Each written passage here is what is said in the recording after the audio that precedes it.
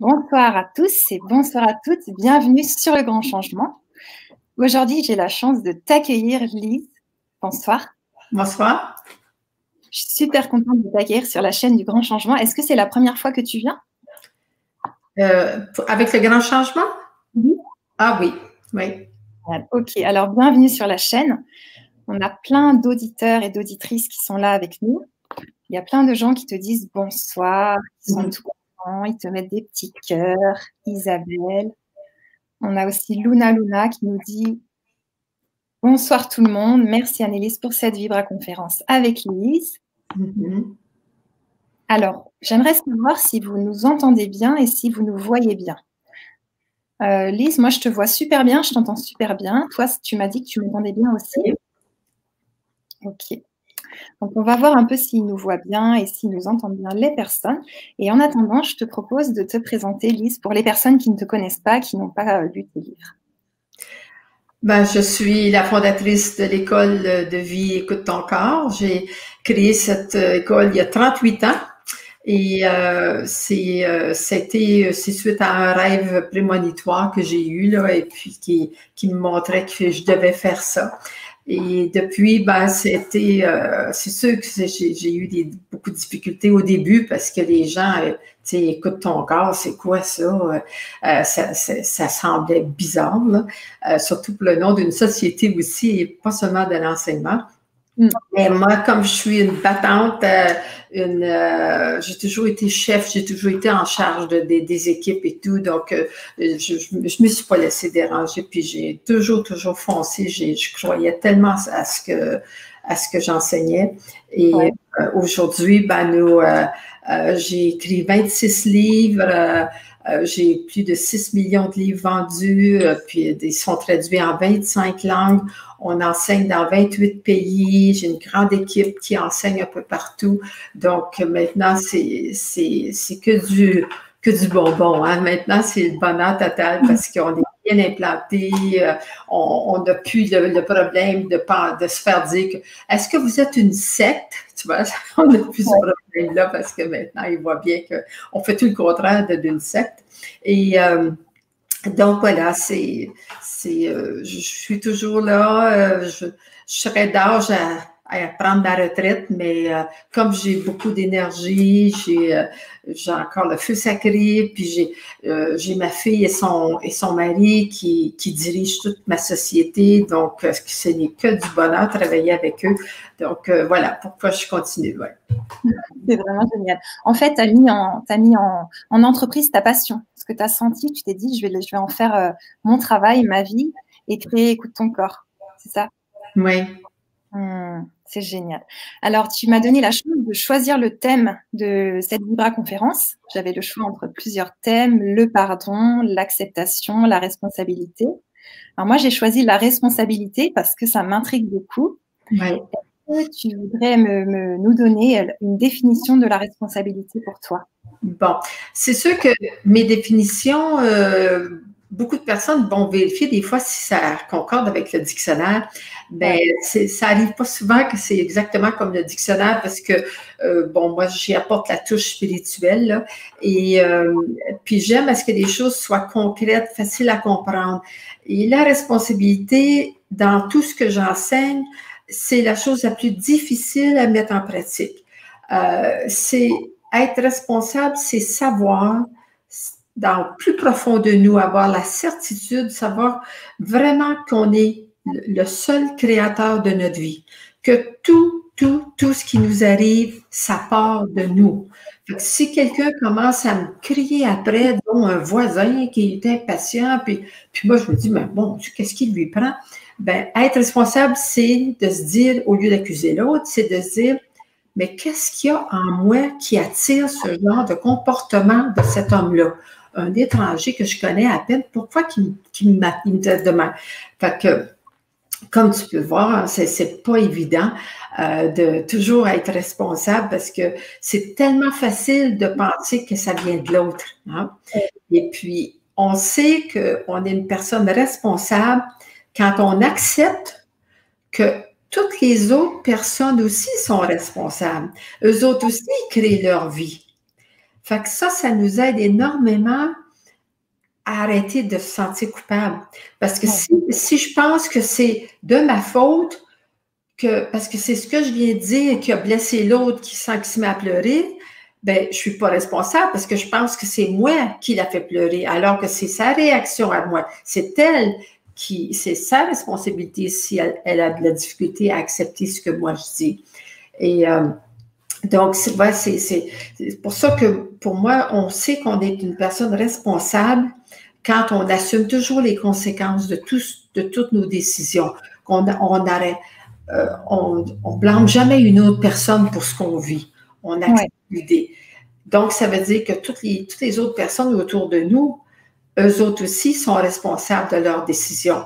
Donc, c'est pour ça que je disais un peu plus tôt que c'est tellement difficile à mettre en pratique parce que avec les gens qu'on aime, surtout, tu sais, la maman avec son enfant qui voudrait tellement qu'il soit heureux, mais, tu sais, puis qu'elle voudrait tout faire pour qu'il soit heureux, on ne peut pas rendre une autre personne heureuse. Ça, c'est juste notre ego qui pense comme ça.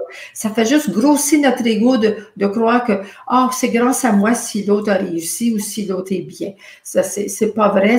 Ça dépend de ce que l'autre a choisi de faire avec ce que tu lui as dit ou suggéré. Donc, ça demande des années de pratique pour arriver à appliquer ça dans notre vie, dans tous les domaines. Hein. C'est pour ça que j'aime bien avertir les gens que même si vous décidez là, que vous vouliez appliquer ça dans votre vie, ben donnez-vous du temps, hein, tapez-vous pas sur la tête parce que des fois, vous accusez ou vous accusez les autres. C'est à force de pratique qu'on finit par être capable de le mettre en pratique. Parce que moi, j'enseigne des notions spirituelles. Les notions spirituelles sont impossibles à comprendre mentalement. Donc, mentalement, c'est pas logique. Tu sais, c'est toutes les choses faut que ça soit logique, faut que ça soit comme qu'on puisse se comprendre avec notre mental. Mais comme le mental, c'est de la mémoire, les choses du monde spirituel, c'est pas de la mémoire, c'est de l'instantané, c'est de l'intuition, c'est pour ça quand on dit, oui, mais ça se fait pas des choses comme ça. Mais d'où ça vient? Ça vient de quelque chose qu'on a appris.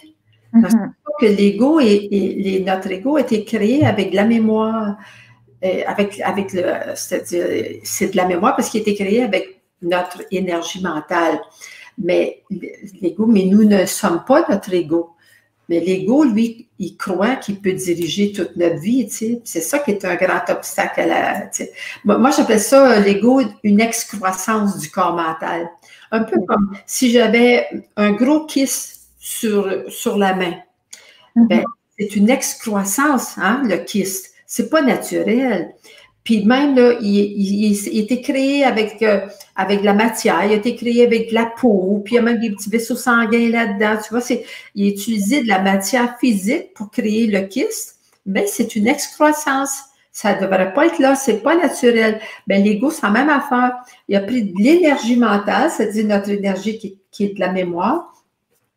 Puis, là, il a tout accumulé, plein de mémoires depuis je sais pas, peut-être des centaines de vies qu'on a vécues, les mémoires qu'on apporte avec nous au plan génétique, cellulaire et tout. Et puis,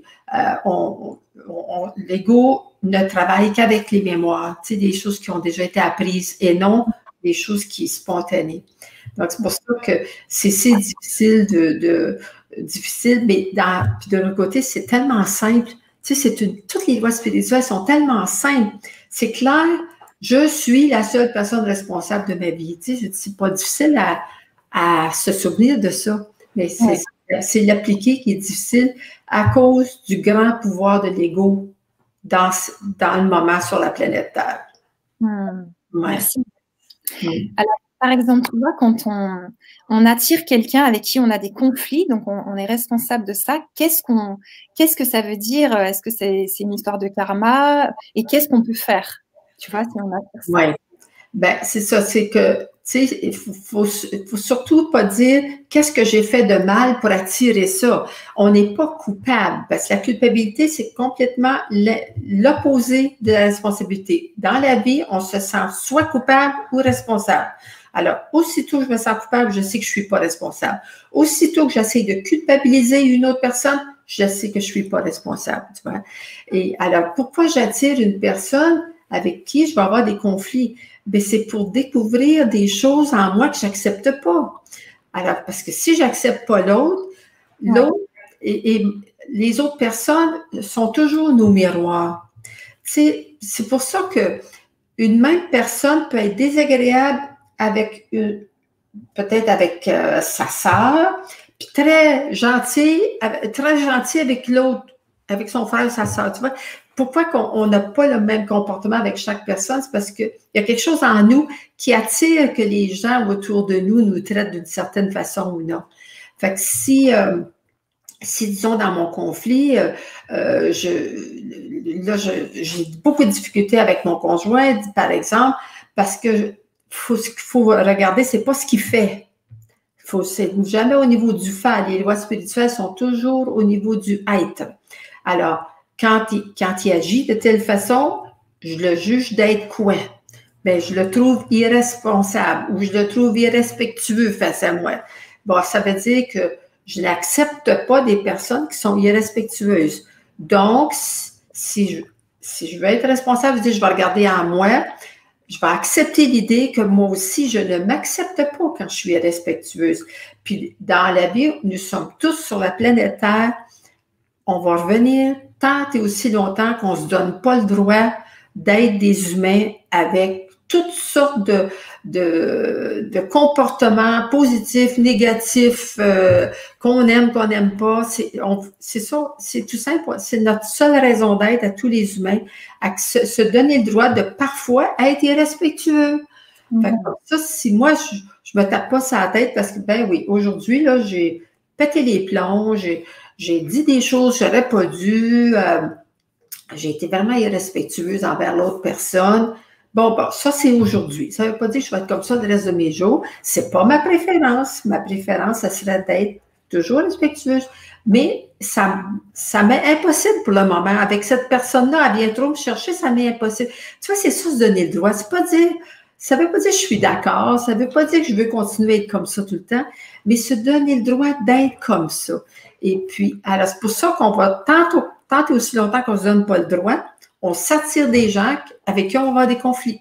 Mm-hmm. Puis la journée que moi je dis, ben oui, c'est vrai, moi aussi, des fois, quand je dis ou je fais telle affaire avec cette personne-là ou avec d'autres personnes, c'est vrai, moi aussi, ça m'arrive d'être irrespectueuse, mais quand je suis respectueuse, c'est pas parce que je veux faire du mal à l'autre, c'est pas parce que, tu sais, je me prends mieux que les autres, c'était plus fort que moi, ça a sorti tout seul. Puis des fois, c'est parce qu'on pensait aider l'autre en disant ces choses-là.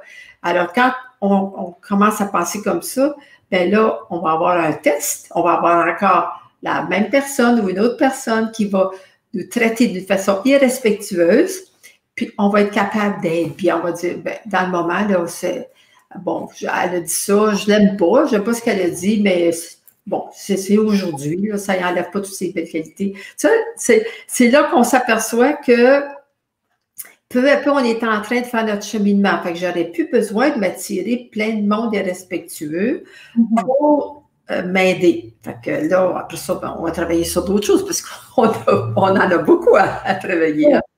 Ça ne s'arrête jamais, en fait. Ah non, c'est une question. Ah non. Mais l'important, c'est toujours de se dire, est-ce que ma vie va mieux maintenant que l'an passé ou il y a 5 ans? Puis si on voit que ça va toujours mieux, on a des meilleures relations, on s'aime un peu plus, c'est juste ça qui compte. C'est pas grave quand même que ça prend 5 vies encore. C'est pas grave, si on s'en va toujours vers mieux, ben, parce qu'on en a des vies à défaire, hein, on en a un gros, on arrive avec des gros bagages. Hein. Ouais. Merci d'avoir développé sur le voisin. Il y avait Sandrine aussi qui voulait que tu développes, c'est super. Donc, en gros, c'est un petit peu accepter la part violente en nous quand on voit qu'on a pas mal de conflits. C'est faire la paix avec cette part en nous qui a de la place. Ce qui fait qu'après…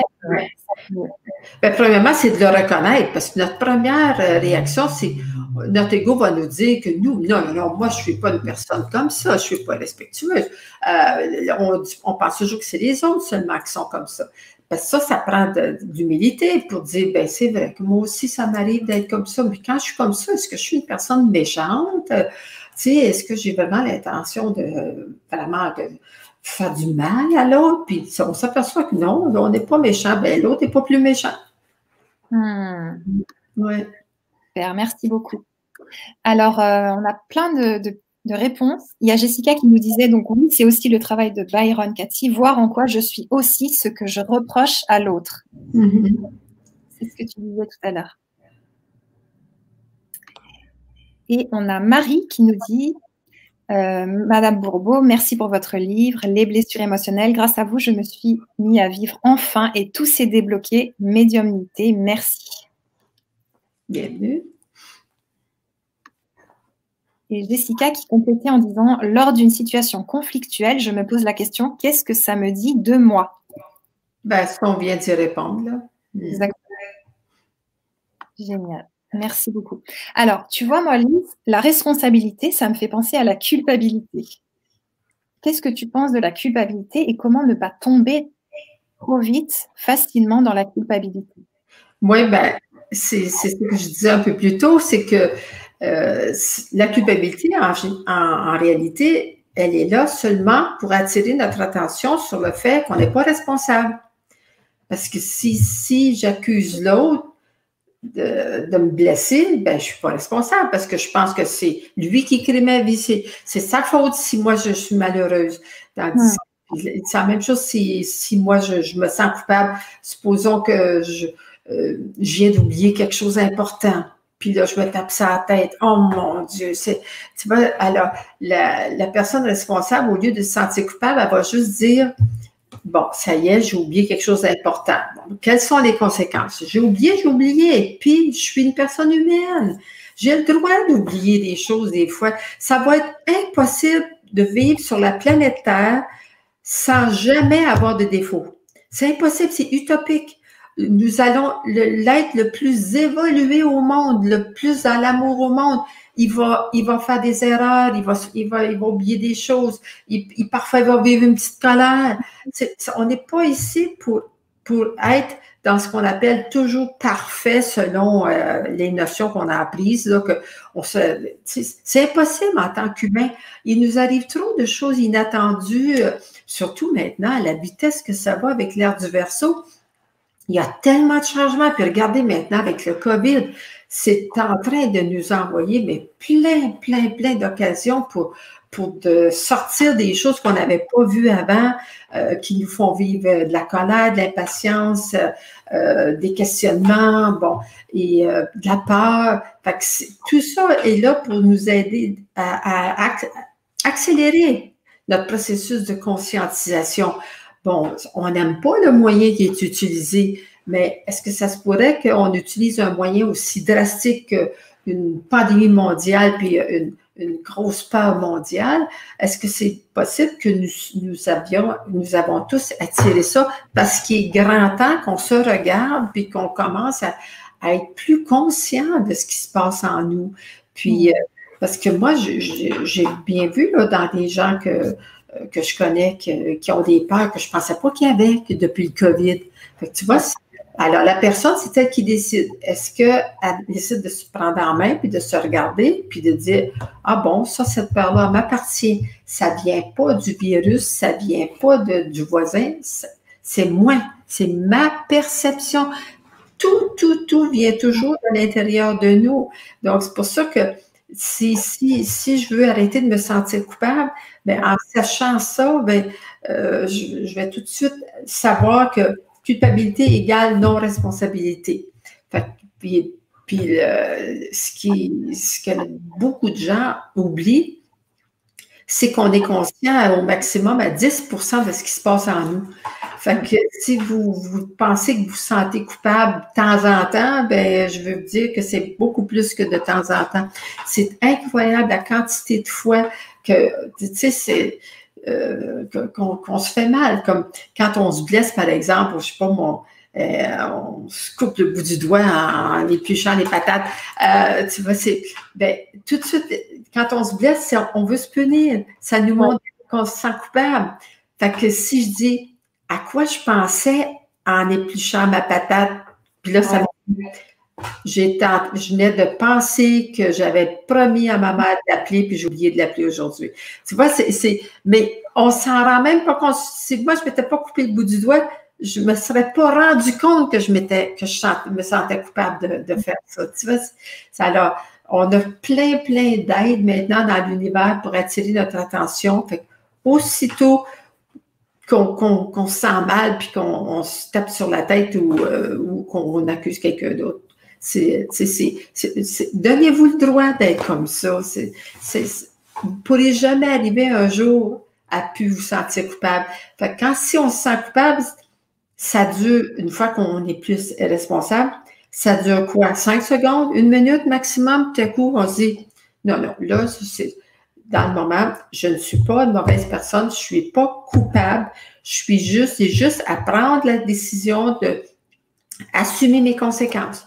Donc, c'est quoi les conséquences d'avoir oublié telle chose? Est-ce que c'est si pire que ça? Parce que combien de fois je me suis rendu compte que c'était pas grave, c'était juste mon ego qui voulait, tu sais, moi je suis une perfectionniste, là. Ouais.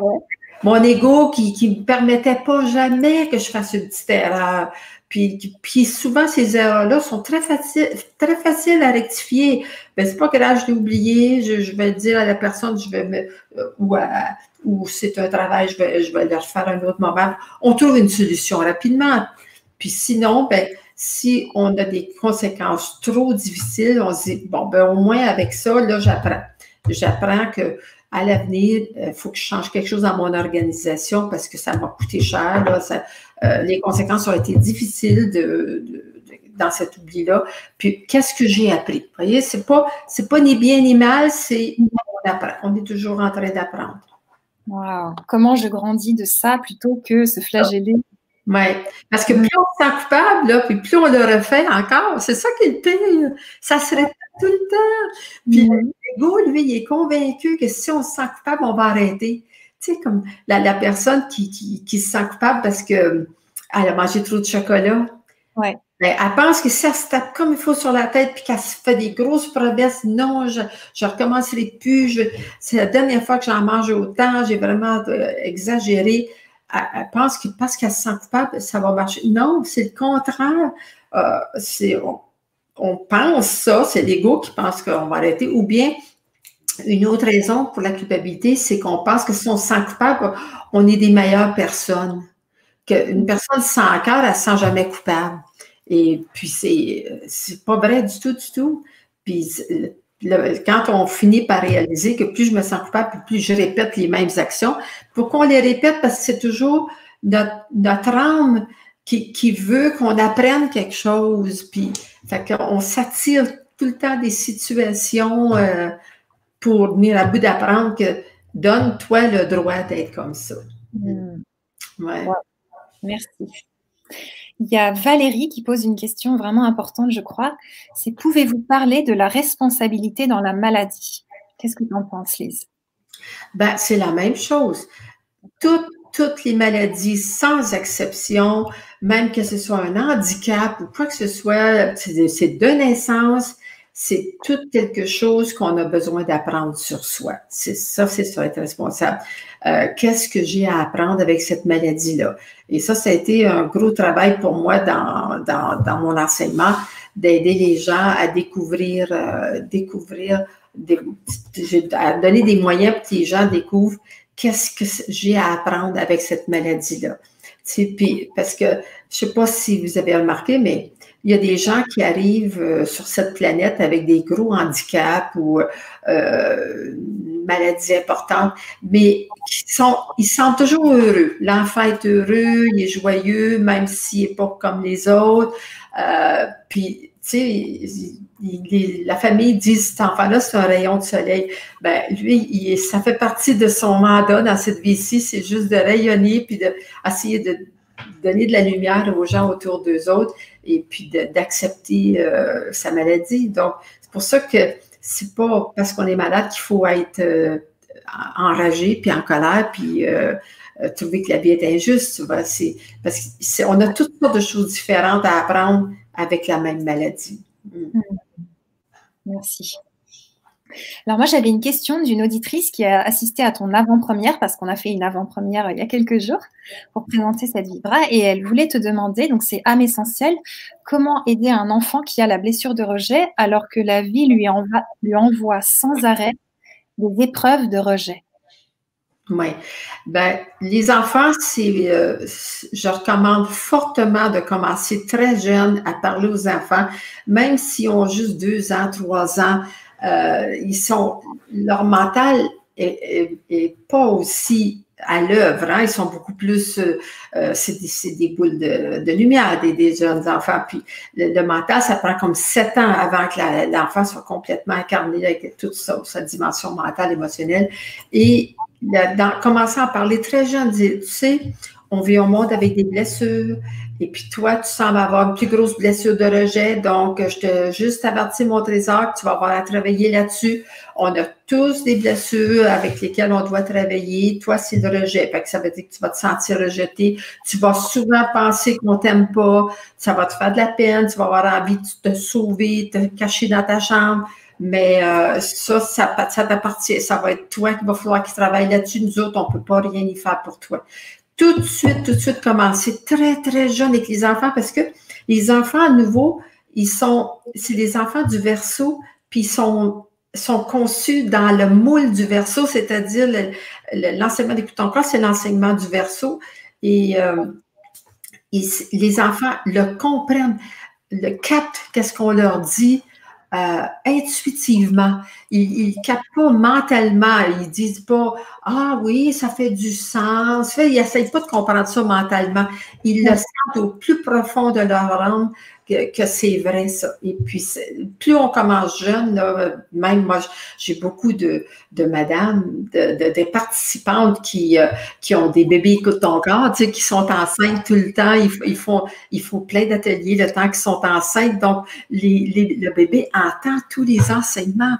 Ces bébés-là, quand ils arrivent au monde, là, il semblerait, on a des témoignages, c'est des enfants qui sont tellement faciles à gérer, puis ils continuent de parler, parce que, comme par exemple, si l'enfant, je sais pas moi, il fait de la fièvre, ben, même s'il y avait juste 2 ans, on pouvait dire, ben, je vais te lire là, dans le livre là, qui me parle de c'est quoi la fièvre, là, puis toi, là, tu décideras qu'est-ce qui te convient. Il y a quelque chose là-dedans pour toi que tu as à apprendre à être ta fièvre. C'est toi qui l'as créé, c'est à toi de t'en libérer. Tu sais. Puis, je sais que ça a l'air sans cœur, puis ça a l'air chose, mais mon Dieu, c'est tellement facile.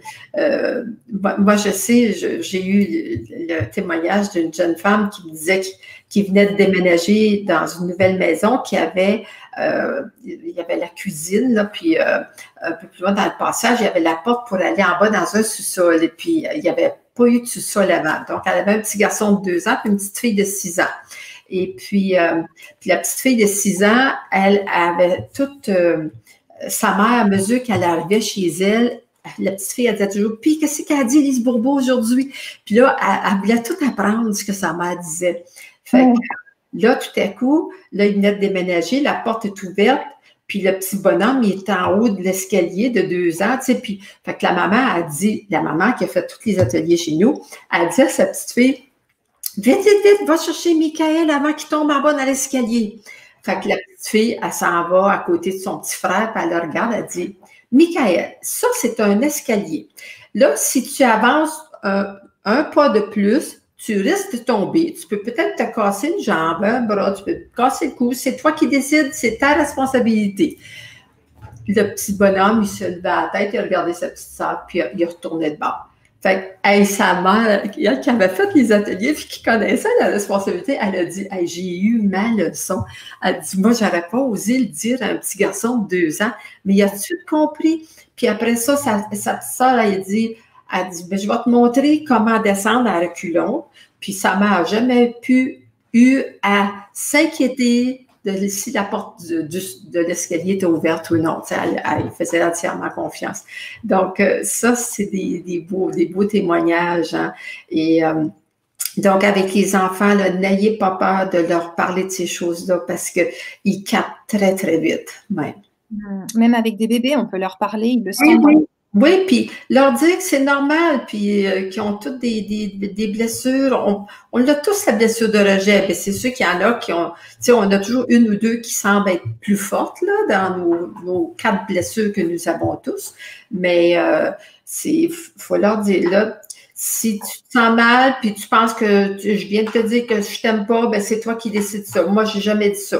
C'est parce qu'on le voit tout de suite, hein, la réaction, là, la personne se ferme, ou on voit que la personne souffre, mais il faut les ramener à leur responsabilité. Puis ça, c'est le plus beau cadeau que vous pouvez faire à un enfant, c'est de lui enseigner la notion de responsabilité.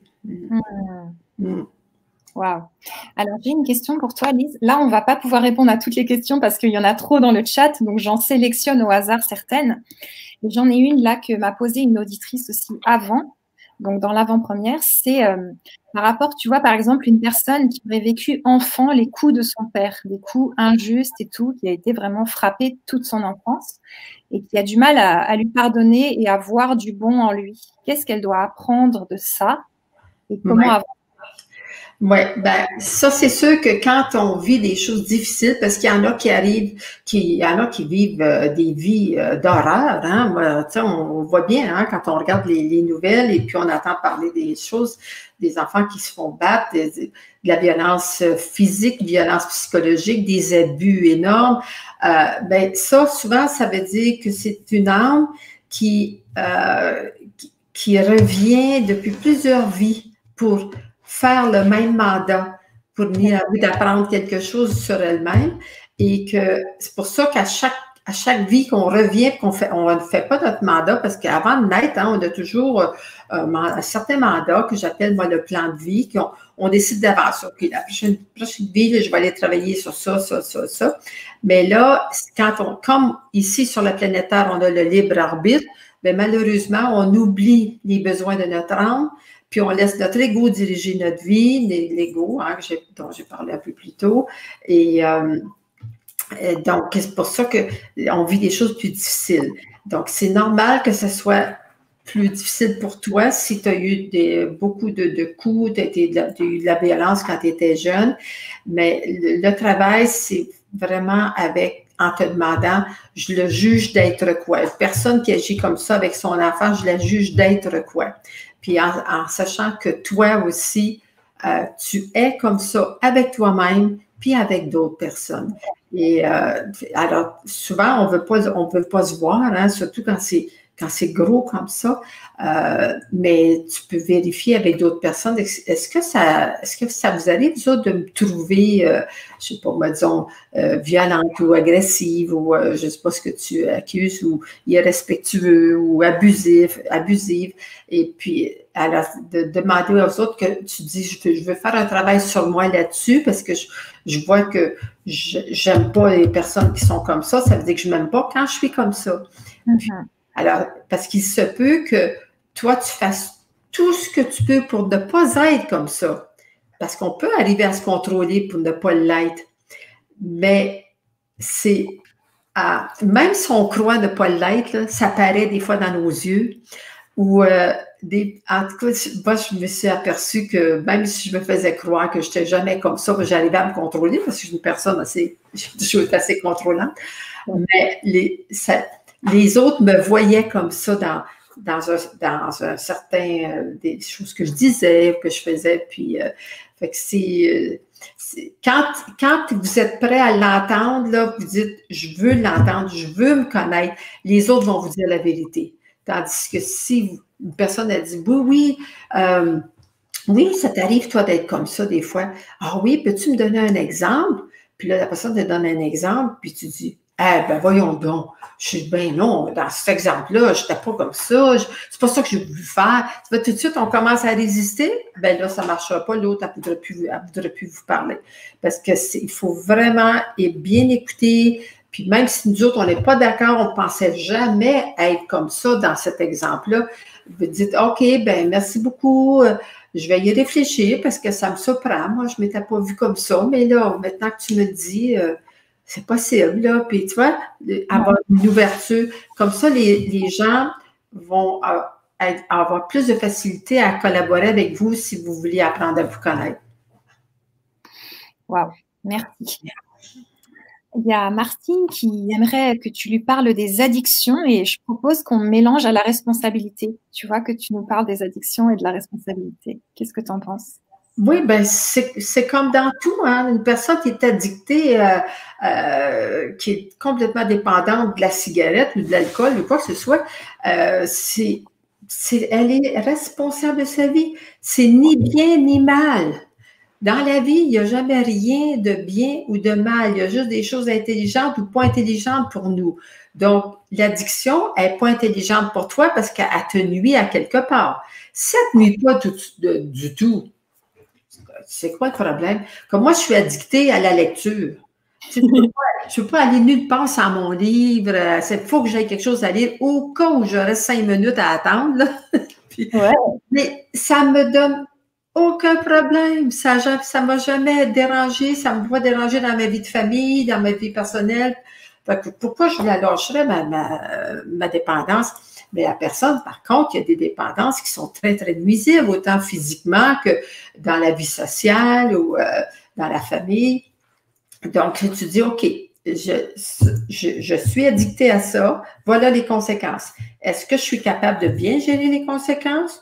Ou bien si c'est devenu trop pour moi, si ça me nuit trop, ça veut dire que c'est pas intelligent pour toi, tu te fais du mal à toi, c'est toi qui décides. Tu veux continuer à faire du mal, oui ou non? Tu as le droit de te faire du mal. Comme on a la personne, elle a le droit de se suicider si elle veut, mais c'est pas intelligent parce qu'il va falloir qu'elle revienne encore pour tout recommencer. Tu sais, c'est comme, on n'a pas de compte à rendre à personne. On est ici chacun pour soi. Pourquoi qu'on a besoin de vivre en société? C'est pour apprendre à se connaître. C'est pas pour nous autres vivre pour les autres. Tu sais, je sais que ce que je dis, ça a l'air égoïste, ça a l'air sans cœur. Prenez-le comme vous voulez, mais c'est la vérité. Être égoïste, vous savez, être égoïste, c'est pas s'occuper de soi, parce que c'est ça qu'on a appris, hein. Quand on était petit, on disait à notre mère, non, j'ai pas envie de faire ma chambre, j'ai pas envie de dire, ah, t'es qu'une égoïste, tu penses juste à toi. Être égoïste, c'est de vouloir que l'autre s'occupe de moi avant de s'occuper de lui. C'est ça, être égoïste. S'occuper de soi puis se prendre en main, même si ça ne fait pas l'affaire des autres, ça, c'est de l'amour de soi. C'est pour ça qu'on a le droit, tu as le droit d'être un voleur, un tueur, n'importe quoi, c'est ta vie. Mais est-ce que c'est intelligent pour toi? Est-ce que tu es correct avec les conséquences? C'est ça, c'est pour ça que maintenant, avec l'ère du Verseau, c'est l'énergie que nous recevons dans l'invisible, c'est l'énergie d'intelligence.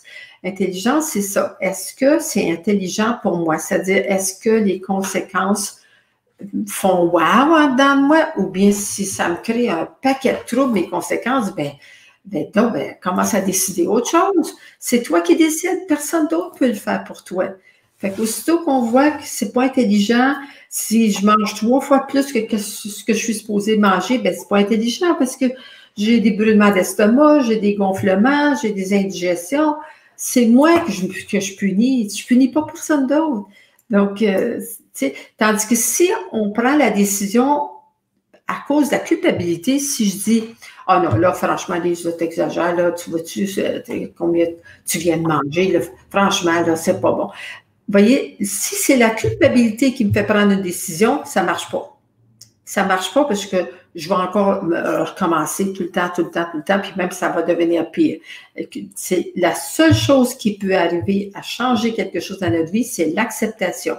Alors, j'accepte le fait que dans le moment, quand je vis des émotions, je mange trop. Bon, par exemple. C'est ça. Puis là, les conséquences. Puis là, je vois que mes conséquences. Oh, mon Dieu, je suis pas bien avec les conséquences. Bon, OK. Alors, ce que je veux vraiment, c'est arriver un jour à utiliser un autre moyen quand je vis trop d'émotions que de lancer dans la nourriture. C'est à ça que je veux. Je sais pas comment je vais y arriver, quand je vais y arriver, mais pour le moment, c'est le seul moyen que je connais.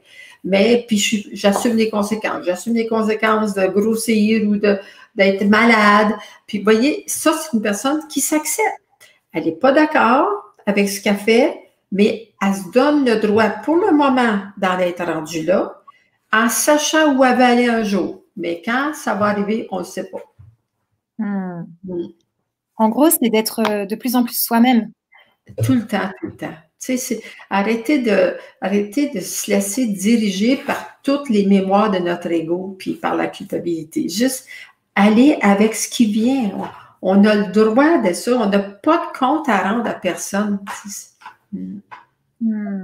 Wow.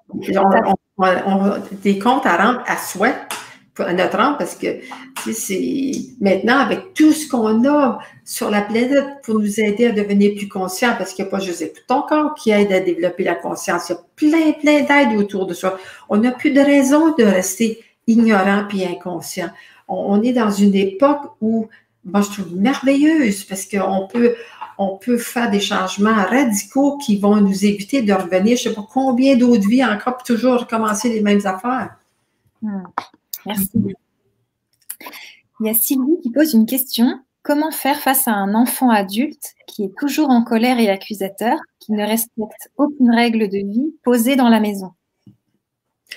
Ben, un enfant adulte qui... alors, je suppose que c'est un enfant adulte qui vit chez ses parents, oui, qui ne respecte pas les règles de vie. Alors, l'enfant adulte qui veut faire vivre à sa façon, s'il ne le fait pas chez vous, c'est parce que vous le laissez faire. C'est les parents qui laissent l'enfant décider. La journée que vous allez dire, c'est ma maison, puis maintenant, si d'ici, bon, on peut donner comme un temps donné, si d'ici 3 mois, tu t'aperçois que tu n'es pas encore capable de suivre les règles que moi je fais, bien là, ça va falloir que tu t'avalises dehors, puis il va falloir que tu trouves un autre endroit pour vivre. Si tu veux vivre selon tes règles, tu t'en vas chez toi, où tu veux, tu peux faire tout ce que tu veux, puis moi, j'aurais pas aucun, j'aurais pas le droit d'aller te dire de changer tes règles quand tu es chez toi. Ici, ce sont mes règles, sont peut-être exagérées pour toi, tu les aimes pas, mais ça, c'est ton affaire. Mais maintenant que tu es adulte, si tu avais 5 ans, je ne pourrais pas te dire ça. Maintenant, tu es adulte, il va falloir que tu ailles vivre à ta façon ailleurs. C'est pas l'enfant qui abuse du parent. Jamais, jamais. C'est toujours le parent qui se laisse abuser par son enfant. Ce que tu as à apprendre avec cet enfant-là, c'est de prendre ta place. C'est ça que tu as à apprendre dans cette vie-ci. De mettre le pied à terre, puis prendre ta place, puis tu as le droit. C'est ta maison, c'est toi qui as le droit de faire les règles que tu veux dans ta maison. Je sais que tu l'as bien expliqué dans La puissance de l'acceptation. Oui. Tu disais que, par exemple, si elle ne veut pas respecter les règles, et ben dans ce cas, je ne t'emmène plus à tes activités, tu fais ton linge, tu fais tes courses. En gros, elle ne pouvait plus bénéficier des bonnes choses de la maison. Ah oui, on peut commencer très, très jeune avec ça. Puis oui, parce qu'il y a des gens qui, malheureusement, ça fait partie de leur mandat. Ils ont beaucoup plus de difficultés parce qu'ils viennent pour apprendre ça, de prendre leur place. Là. Surtout pour les enfants rois. On en voit tellement, les enfants aujourd'hui, on dirait qu'ils ont tous les droits, mais ils vont aller aussi loin que vous allez les laisser aller. Merci. Sylvie te répond, merci Lise, c'est ce que j'essaye de faire, mais je me sentais très égoïste. Et justement, il y a Karine qui dit, comment faire quand on a toujours peur de faire souffrir l'autre? Ben, c'est parce que tu n'es pas responsable. Tu penses que tu as le grand pouvoir de faire souffrir l'autre, puis ça, c'est juste bon pour l'ego. Ça, c'est l'ego qui dit ça. Fait que tu donnes de la nourriture à ton ego en pensant que tu as ce pouvoir-là de faire souffrir l'autre. Tu n'as pas le pouvoir de faire souffrir. C'est l'autre qui est dans sa réaction à ce que tu dis ou fais qui va souffrir. Parce que, tu sais, je peux faire une action, je peux dire une certaine phrase à 3 personnes différentes, puis ils vont réagir toutes les 3 d'une façon différente. Une va dire, oh, c'est correct, Lise, c'est sa façon de penser, ça ne la dérangera pas, puis les 2 autres peuvent m'en vouloir beaucoup. Tu vois, c'est pour ça que. Puis ça, c'est de se donner beaucoup trop de pouvoir. Le seul pouvoir qu'on a dans la vie, c'est sur soi-même. On n'a pas de pouvoir sur les autres. On peut être une influence, on peut, disons, comme je parlais un peu plus tôt avec les autres enfants, commencer très tôt à leur parler de ces choses-là. Mais on ne peut jamais savoir, eux autres, qu'est-ce qu'ils vont récolter de ça, qu'est-ce qu'ils vont décider d'accepter, qu'est-ce qu'ils vont faire avec ce qu'on fait. Puis c'est pour ça que les gens qui se croient responsables du bonheur des autres vivent tellement de désappointement puis d'émotions quand ils se sont dévoués corps et âme pour une personne, puis l'autre personne ne fait rien avec ça, va dire, après tout ce que j'ai fait pour l'autre. Tu sais, tout ce qu'on fait, ça devrait être jamais pour l'autre, on le fait pour soi. Puis si par exemple, si je prête de l'argent à mon adolescent, je le fais pas jamais pour lui. Les gens pensent qu'on le fait pour l'autre. Non, je le fais soit pour ne pas me sentir coupable, ou je le fais parce que ça me fait très plaisir de l'aider dans ça aujourd'hui, ou je le fais parce qu'une bonne maman est supposée de faire ça. Tu vois, dans le fond, on fait toujours tout pour soi, même si on pense qu'on le fait pour l'autre. On le fait. Tout part de soi et... Ouais. Oui. Je sais qu'on va avoir la chance de vivre 3 beaux ateliers avec les formateurs et les formatrices que tu as formés. Oui. Et donc, je vais mettre dans le lien pour le chat, le lien pour se procurer les 3 ateliers. Et j'aimerais que tu nous en parles, Lise, de ces 3 ateliers. Donc, je vais mettre les titres pour que tu puisses les voir. Donc, le premier atelier avec Michel Tanguay. Est-ce que tu veux nous en parler un petit peu? Oui. Ben, elle va surtout parler pendant les 3 heures. On appelle ça des mini-ateliers. Elle va parler sur les malaises et maladies, tous les problèmes physiques, justement pour faire suite à ce que je viens de dire, comment penser à la responsabilité, puis utiliser nos malaises physiques pour se connaître. Fait que ça change beaucoup. Puis le corps, là, il est tellement heureux quand, si, disons, je me réveille le matin, là, puis j'ai le gros mal de tête, une migraine, je dis, ah non, pas encore une autre migraine. C'est comme si j'en veux à mon corps, tu sais. Tandis que je dis à mon corps, ah bon, OK, merci mon corps, je sais que tu veux me donner un message. Bon, je vais prendre le temps là, de décortiquer ça un peu pour voir qu'est-ce que je peux comprendre suite à ça. Et puis, c'est là qu'on devient tellement admiratif de la création humaine.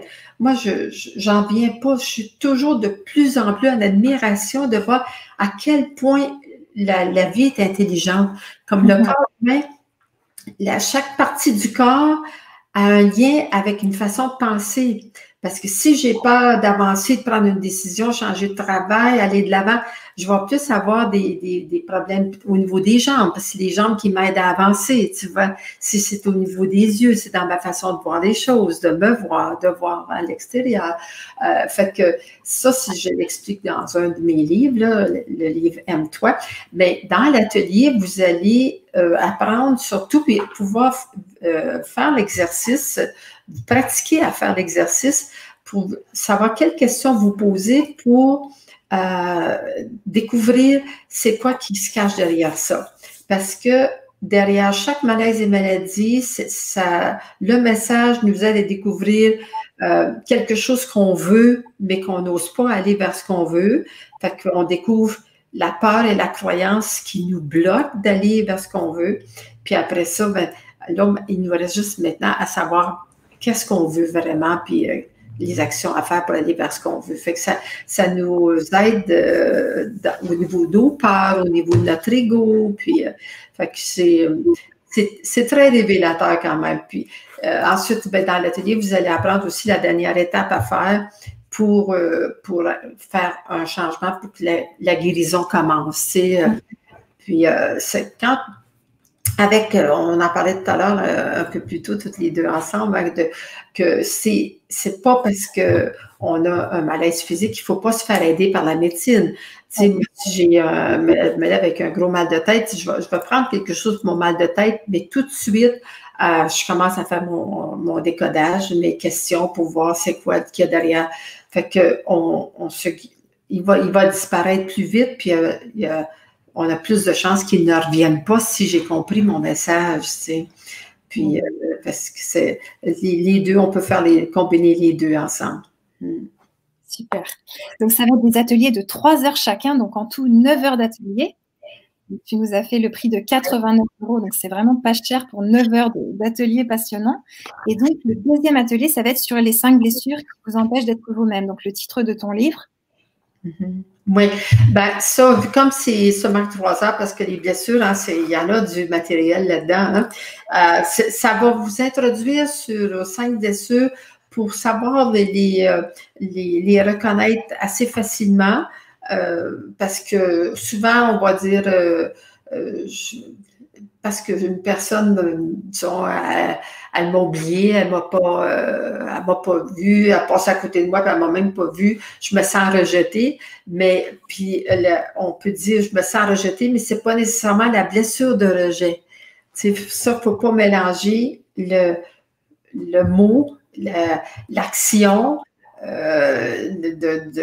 c'est comme il y a des personnes qui parce que c'est une action injuste, ils pensent tout de suite que c'est la blessure d'injustice. Non, je peux être dans une situation d'injustice, puis me sentir trahi ou me sentir rejeté.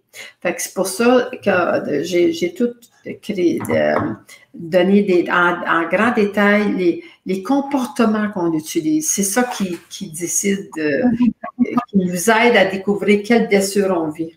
Ouais, tu veux dire que le masque, et là on ne parle pas du masque du Covid, le masque qu'on utilise va plus révéler la blessure en jeu? C'est ça, oui. Parce que aussitôt que la blessure est activée, puis qu'on est en réaction, ça veut dire qu'on vient de porter un masque. Fait qu'un masque, c'est pour ça que moi, j'appelle mon livre « Les blessures qui nous empêchent d'être soi-même ». Tu sais, si je porte un masque, je sais pas, moi, je me mets un masque dans le visage d'un loup, ben c'est parce que je veux pas que les gens me voient comment je suis. Et je veux pas me voir, moi aussi, comment je suis. Et alors, ça, on porte des masques. Alors, le masque est déterminé par les comportements qu'on va utiliser, puis on les voit aussi dans le corps. Mais comme la plupart tout le monde a 4 blessures. La seule blessure qu'on n'a pas tous, c'est l'humiliation, mais on va voir peut-être beaucoup plus de caractéristiques dans le corps de certaines blessures parce que cette blessure-là, à ce moment dans sa vie, ce sont des blessures qui sont plus activées, là, parce que ça arrive, hein, c'est ça qui explique pourquoi on a des changements des fois dans notre corps quand il arrive certaines situations, comme une elle me dit, ben moi, quand je suis avec un conjoint, là je m'incie. Surtout que je suis seule, je grossis. Tu vois, c'est des blessures différentes qui sont activées. Ok, super. Alors moi, il y a le 3e atelier, là, je pense que ça va être vraiment génial, sur l'alimentation et le fait de manger par émotion ou de manger pour d'autres raisons que la faim. Est-ce que tu veux nous en parler de celui-là? Oui, ben c'est une autre synthèse que j'ai faite d'apprendre à se connaître à travers notre alimentation. Puis ça aussi, c'est passionnant, hein? C'est les goûts qu'on a, pourquoi que pendant un certain temps, je mange d'une telle façon, je mange plus souvent, je mange trop, pas assez, bon. Et puis, alors, c'est tout avec notre alimentation pour nous découvrir plein d'aspects de nous autres, qu'il y en a plusieurs, là, puis ça, c'est très, très complet, puis très facile, parce que comme on mange tous les jours, c'est très facile de prendre le temps de noter, bon, OK, est-ce que je mange par appétit ou est-ce que je mange par gourmandise? Ou, tu vois, on a différentes façons de manger qui fait que ça dit des choses sur nous, ça dit des manques à combler en nous, tu sais. Génial, je me réjouis beaucoup. Alors, j'ai mis les réseaux sociaux, donc ton Facebook, YouTube et Instagram dans le chat. Et là, on a Luna qui nous dit qu'elle est inscrite aux ateliers, elle est super contente. Je compte beaucoup sur ces ateliers qui, j'en suis sûre, seront enrichissants. C'est vraiment ce que je recherche en ce moment. Bon, c'est bien. Super. C'est le temps d'en profiter, hein, parce que là, on a beaucoup plus d'ateliers en ligne. Donc, c'est des ateliers qu'on ne faisait pas tellement souvent en présentiel. Donc, maintenant, en ligne, c'est plus accessible. Hein? Ouais, super. Alors, Isabelle nous demande justement quelle est la blessure activée quand on est seule, pas amoureuse et qu'on grossit. Ouais, non, ça, je peux pas répondre à ça parce que c'est pas la même blessure pour tout le monde. En fait, c'est pour ça, on peut découvrir quelle est les blessures juste par le comportement de la personne, pas juste qu'est-ce qui se passe dans son corps, là, mais qu'est-ce qu'elle vit, puis sa façon d'agir et tout. Donc, ouais, c'est toujours mieux que les personnes apprennent à découvrir les blessures. Comme moi, si quelqu'un arrive et me dit, Lise, quand je la regarde, peux-tu me dire ce que tu vois en moi dans mes blessures? Jamais, jamais je vais le dire. J'aime mieux que la personne apprenne à le découvrir elle-même. Puis,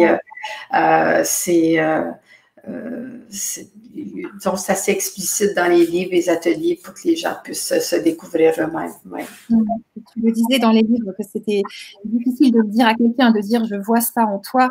Ça peut être violent, alors que s'ils le découvrent les-mêmes, c'est plus doux, on va dire. En tout cas, vraiment, Lise, je te remercie beaucoup d'avoir accepté cette invitation. C'était un plaisir de t'avoir avec nous.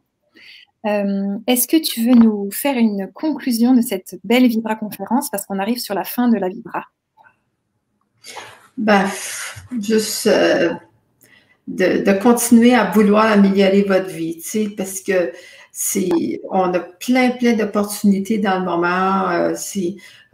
Pourquoi pas ne pas en profiter au maximum? Puis, tu sais, de prendre la décision, de prendre le temps de dire qu'est-ce que je décide? Parce que si on dit, j'aimerais donc ça, moi aussi, être capable de faire ça, ça a-tu l'air facile pour les bobos, tu sais? Ça marche pas. Il faut dire qu'est-ce qu'on décide, parce que juste le fait de décider, on travaille avec l'énergie de la gorge, l'énergie du je veux. Et ça, c'est très puissant. Ça a beaucoup d'énergie. C'est beaucoup plus puissant que j'aimerais. Ça, c'est un désir du plexus solaire. C'est juste. Ça n'a pas beaucoup d'énergie de manifestation. Donc, décider qu'est-ce que je veux pour moi. Puis, faites-vous une liste, mettez-la à la vue. Je veux arriver à telle chose.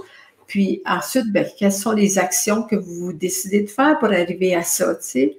Puis juste en vous demandant, juste à l'idée d'avoir ça, là, que, tu sais, si toutes les circonstances étaient parfaites, j'étais capable d'y arriver, là, je me sens comment? Tu sais, commencez à le sentir en dedans de vous. Ça va vous donner encore plus de pouvoir puis d'énergie pour le manifester. Puis là, décider quelles sont les actions que je devrais faire pour y arriver. Puis, ensuite, là, regardez votre liste toujours à côté de vous, puis donnez-vous le droit de prendre le temps que ça va prendre. Tu sais, des fois, on l'oublie. D'un coup, hey, mes bonnes intentions, là, j'ai oublié. J'ai oublié. Je recommence. Ça, c'est ni bien ni mal.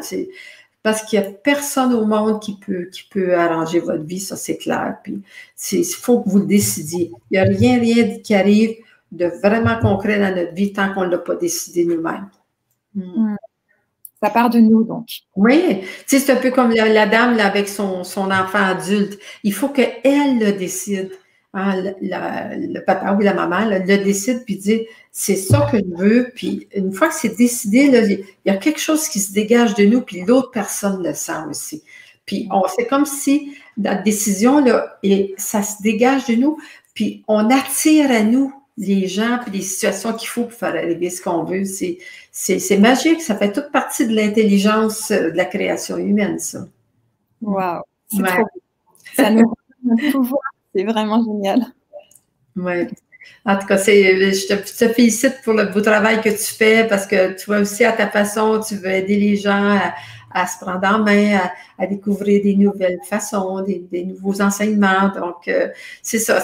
Tout se fait maintenant, ce travail spirituel qui devient de plus en plus fort sur la planète, se fait comme ça fait tout dans l'invisible, un petit peu ici, un petit peu tu sais, il y a beaucoup de moyens maintenant pour y arriver. Fait que c'est pour ça qu'on n'a plus de raison de rester pris avec les croyances de notre ego, puis nos peurs, puis nos culpabilités. On n'a plus d'excuses, parce qu'on a beaucoup d'aide pour arriver à autre chose. Je te remercie, Lise. Oui.